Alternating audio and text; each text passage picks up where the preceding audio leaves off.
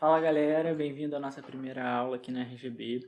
Meu nome é João, eu sou especialista em marketing. Hoje a gente vai falar um pouco sobre comportamento do consumidor, posicionamento e público-alvo. A gente tem aqui presencialmente o Leonardo. E eu aqui atrás.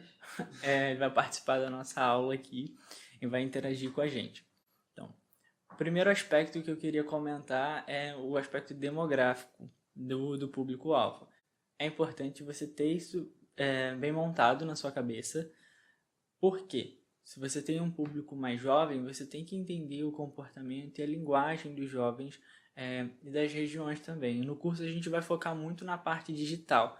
Então a gente sempre vai pensar nas segmentações que a gente tem dentro do Facebook, de acordo com a demografia e interesses também. Então no Facebook a gente tem como segmentar por idade e pela região e pelos interesses que a gente vai comentar mais na frente. Mas por enquanto eu vou me atentar à idade. Se você está divulgando para uma galera de 12 a 17 anos, então você tem que pensar numa comunicação mais jovem e entender o comportamento de grupo dessas pessoas. Da mesma maneira, você vai agir com públicos de outra idade. Outro aspecto também é o poder econômico, aquisitivo do produto que você está vendendo. A gente tem que entender que existem pessoas que estão dispostas a comprar determinados produtos ou determinadas marcas e outras não têm condições, então você tem que saber exatamente para quem que você está vendendo. Se é para público A, B, C, ter isso bem montado na sua cabeça ou no seu planejamento de marketing. A região também é muito importante. Dentro do Facebook, a gente vai lá encontrar a região segmentada, mas você tem que entender se você está vendendo para um público que tem um poder aquisitivo maior, onde estão essas pessoas? Vai ser mais assertivo se você souber aonde estão essas pessoas e direcionar para lá. Então, entender a demografia é muito importante. Mas é um jeito, porque lá na terra das pessoas é normal falar assim, eu sou de Curitiba, entendeu? É uma cidade muito reservadinha. Outra coisa que é de suma importância é a cultura que a pessoa está envolvida. A gente falou sobre os adolescentes e é o grupo que mais se mostra aflito a fazer parte pertencente de algo. Então, tudo que um adolescente está fazendo, o outro está fazendo também. A gente observa isso claramente.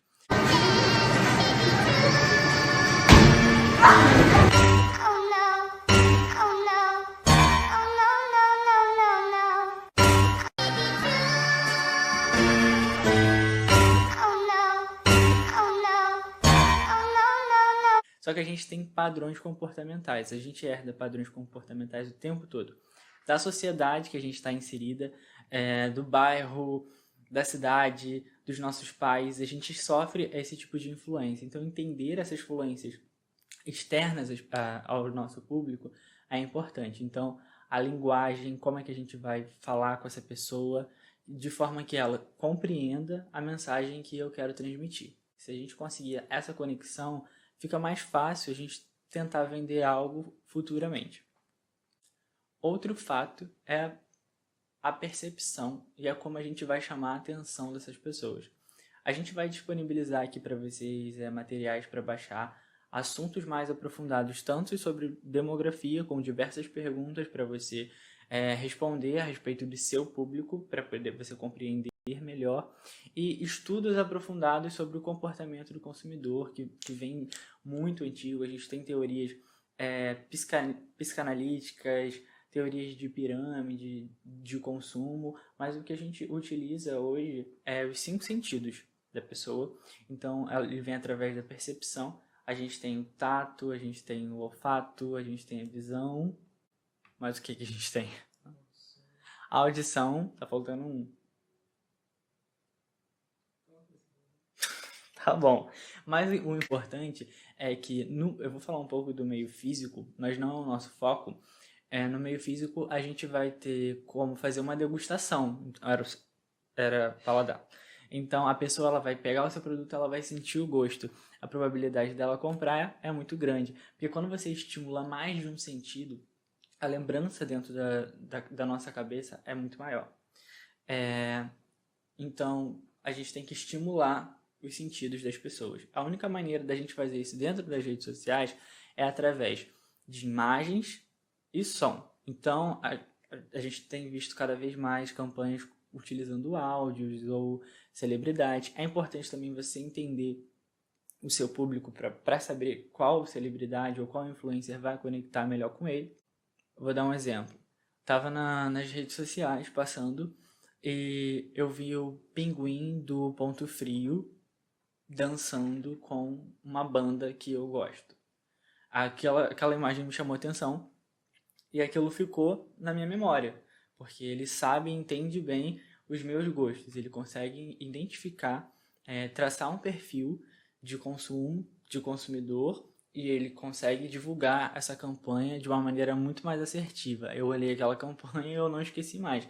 Isso é um diferencial, porque quantas campanhas a gente vê por dia e a gente não lembra. Eu desafio a vocês a tentar me dizer aí pelo menos 3 campanhas, deixar aí embaixo nos comentários 3 campanhas que vocês se lembram, que vocês viram hoje dentro das redes sociais.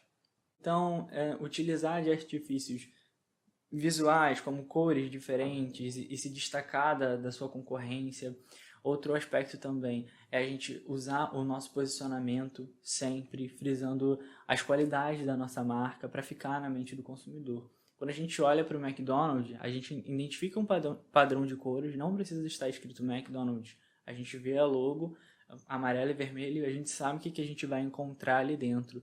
Então, o objetivo é esse, é você tornar a sua marca algo que a pessoa bata o olho e ela identifica na hora o que aquilo representa.